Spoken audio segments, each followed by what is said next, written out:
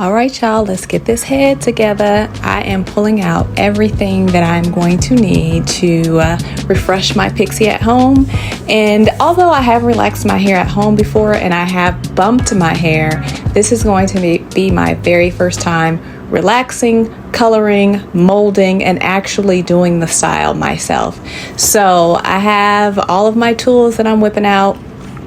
Definitely need that Vaseline to base my scalp and my edges, right? Some temporary color.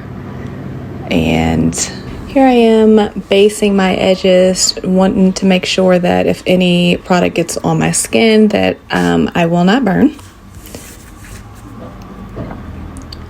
Then here's the box. I'm just following the steps. 1, 2, 3. Simple. Very, very simple. This was the African Pride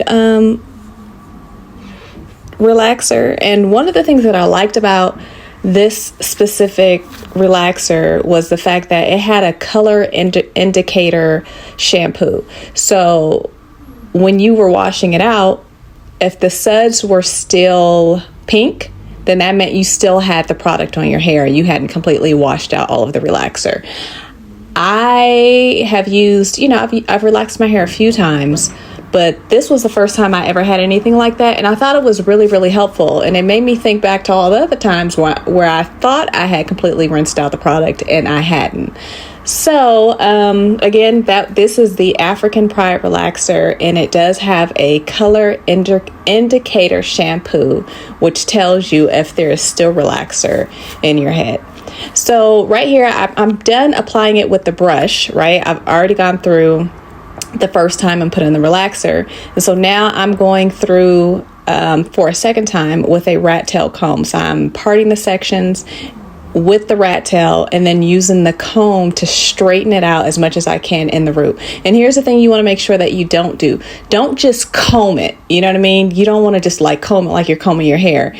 If you don't even have to really comb through. If you just apply enough pressure with the product on your hair, you'll start to see it straightening out. You just kind of want to guide it, but not necessarily comb it. So I have found that using a comb after you go through the first time with the brush really affects the way that how straight your relaxer comes out. That comb game, it just kind of takes it to the next level where it gets a little more straight.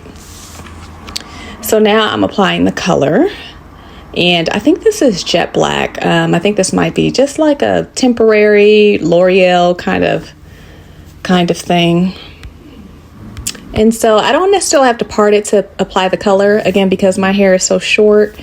And really, I just have gray around my edges. So the rest of it is just kind of like, hey, just make sure it's all the same color. Can y'all tell? I got all of it. I look like Eddie Munster right now.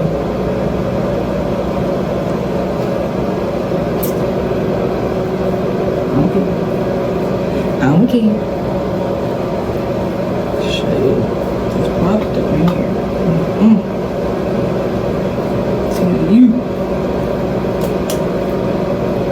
Okay, so here I have just rinsed out the color, and I am just about to start applying the foaming mold or the foaming lotion and molding my hair.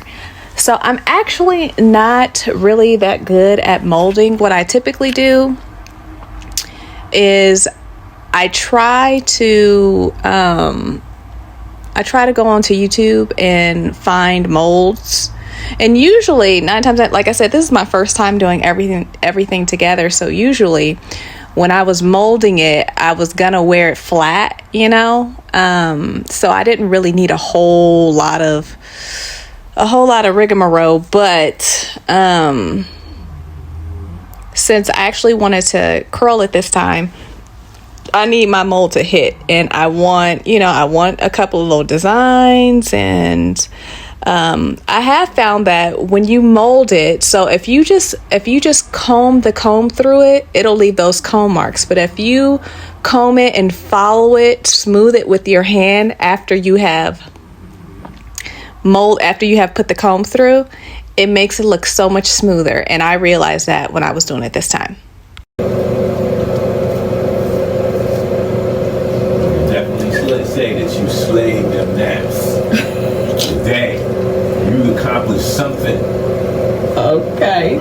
beginning of the day. Right. Got him. See, I know you try to be funny, but if it wasn't true, I might be mad. So whatever. Trying to be funny as fuck. To you.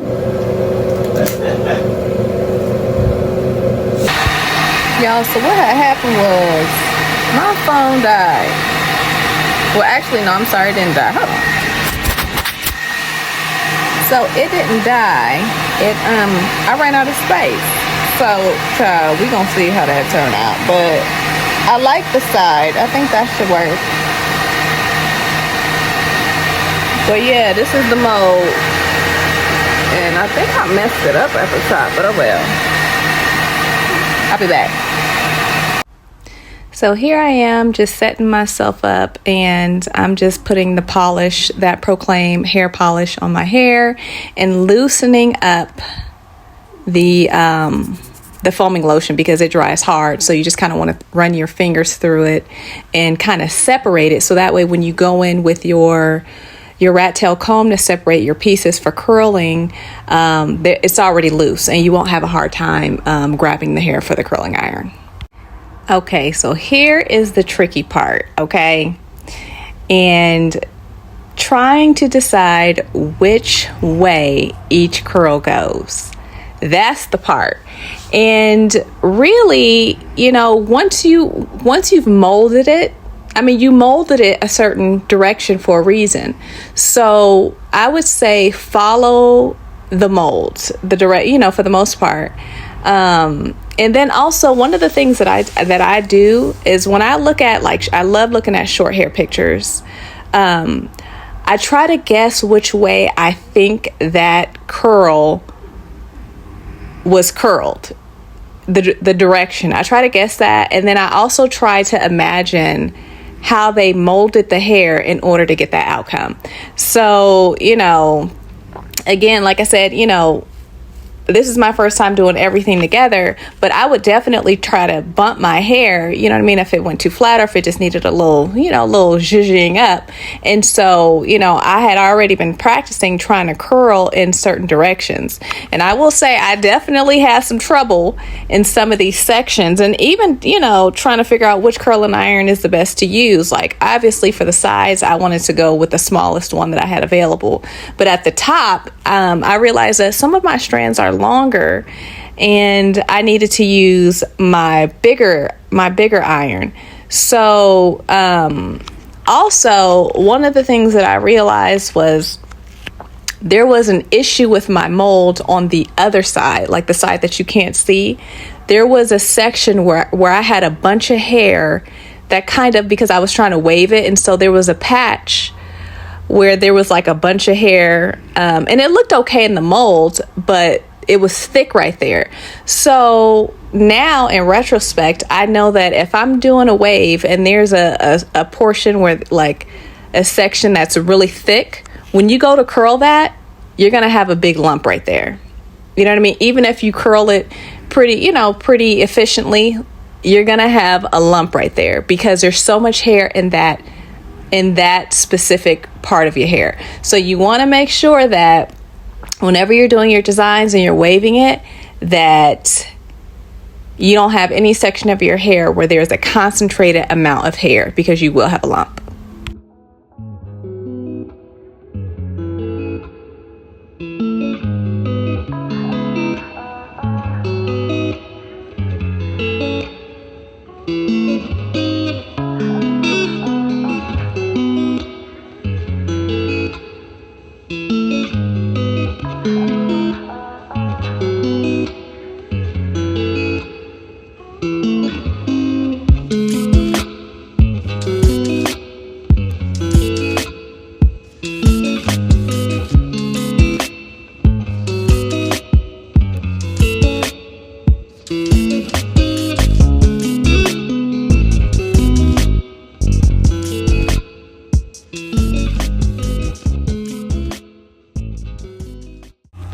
And y'all will have to excuse some of these faces that I'm making, because, honey, let me tell you something. That curling iron was hot, and I was trying my best to replicate the curl that my hairstylist does. Like, I was literally, child, I was sizzling. So just don't pay attention to that part. But yeah, you know, practice makes perfect. And this is Portia from the future. I have to say, you guys, it actually came out really, really nicely. And yeah, but you know, it takes time. It takes time to get it together. And I'm already, like I said, I already learned so much from doing it this time. Like I said, I already know next time that mold on the other side, when you brush in that hair to the side, make sure you don't have a whole bunch of hair that's caught up in one place. You know, this is another thing that when I noticed that when I've watched some of the molding tutorials on YouTube, I noticed that a lot of people comb the hair all the way to the front, and then they try to wave it or do their designs. And so that was something that I realized I was doing. Well, for what I was trying to do, that didn't work. I found that it was best when I swooped my hair at a diagonal. Like, yeah, make sure you have enough in the front so that you can do your waves and whatever else design you want in the front. But swooping it at a diagonal and making sure the hair was evenly distributed was the key. Okay, so now I'm gonna put my little scarf on and let it lay. I feel like I should put on some more.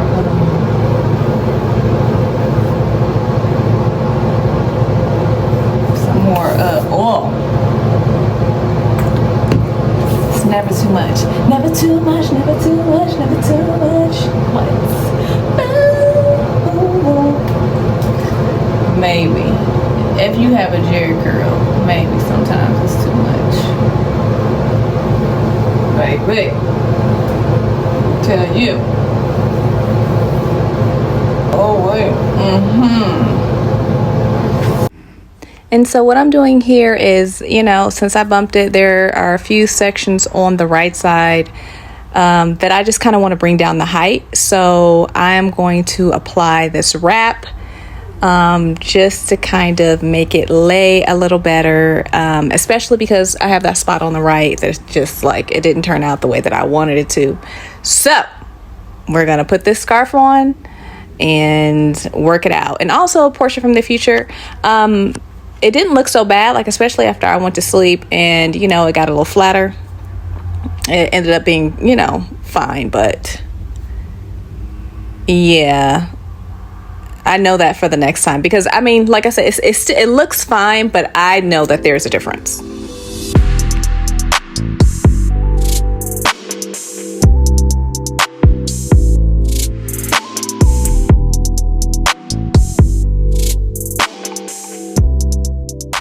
All in all, I do not think that this turned out bad at all. I'm going to wear this proudly, you understand? And let me tell y'all something. I might have picked up the scissors to get the hair that was, you know, growing a little long over my ear, but I'm not cutting nothing. I don't do that. I'm not there. You understand? So next time, you guys, this is my first time ever doing a hair tutorial, period. And so I know the angle wasn't the best. And so since I am going to be doing this more at home, next time I will try to get that angle together. But anyways, I hope you guys enjoyed, and let me know what you think in the comments. Okay. Sunshine down on me, I'm putting my shades on. I'm finally feeling